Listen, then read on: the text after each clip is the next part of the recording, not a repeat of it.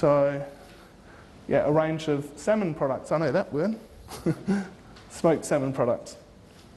Saumon fumé or something. Prawns and tuna and salmon patties and so on as well.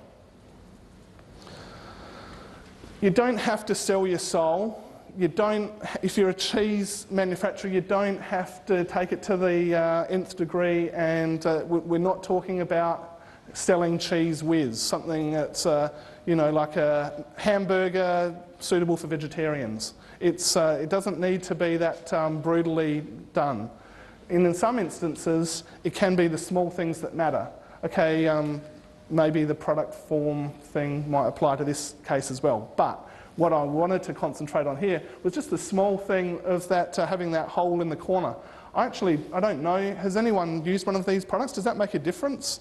I don't know, but it seemed to me when I saw it on the shelf, it seemed like it was quite an interesting concept, that all they've done is taken a hole punch. Well, I'm sure it's a lot more complicated than that. They've taken a hole punch and punched out a hole in the corner so that it's cooler for you when you want to take the product out of the microwave.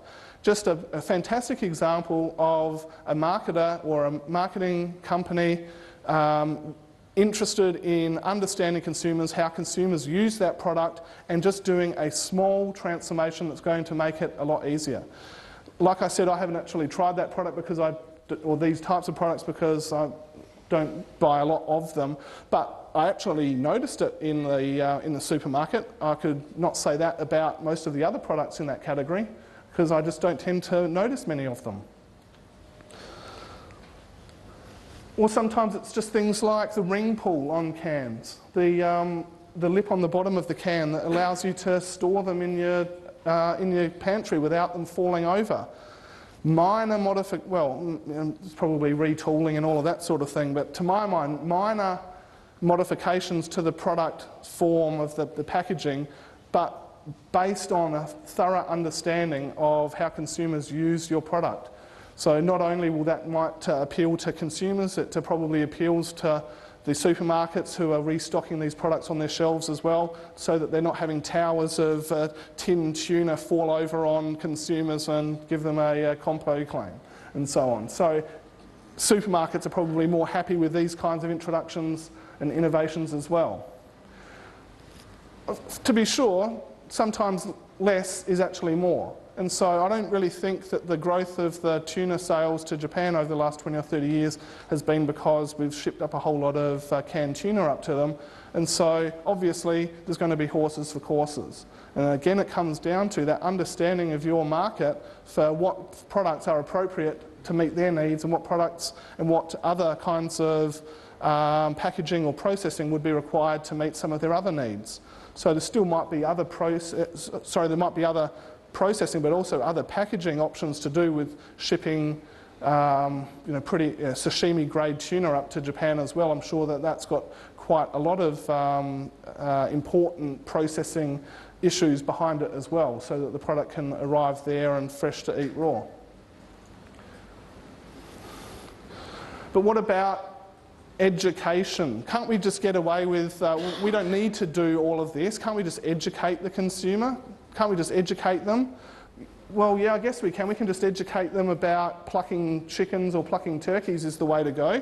And we can stop selling about turkey breast rolls or pre-plucked turkeys. I'm sure that there's people out there who say that a plucked turkey in your backyard that day tastes like no other turkey. I'm sure there are.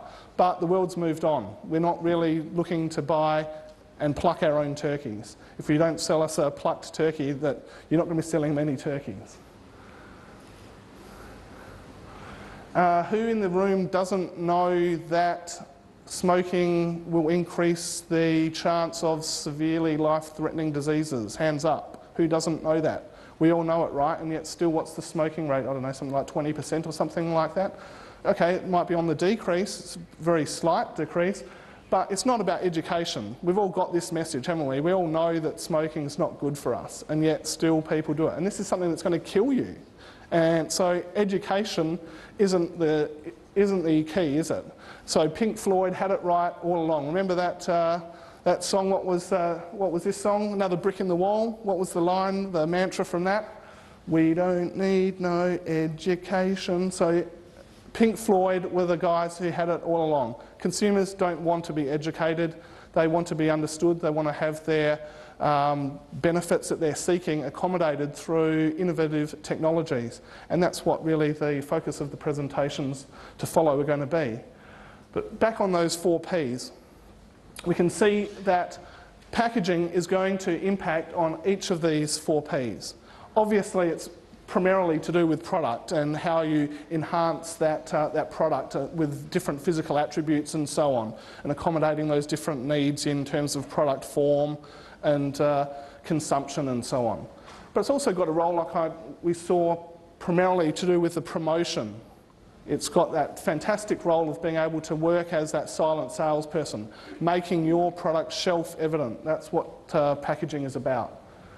It's obviously going to have issues to do with the place where you can actually ship your product to, where you can have it distributed to, working with those intermediaries in the supermarkets and so on.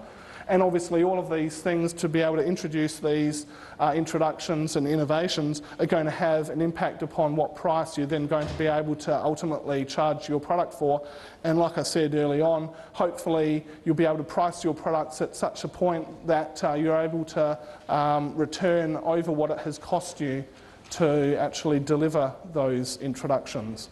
And so that's why packaging is so important, because it has a vital role across all of those 4 Ps, those 4 levers that you as a marketer can influence consumers with. So thanks very much for listening.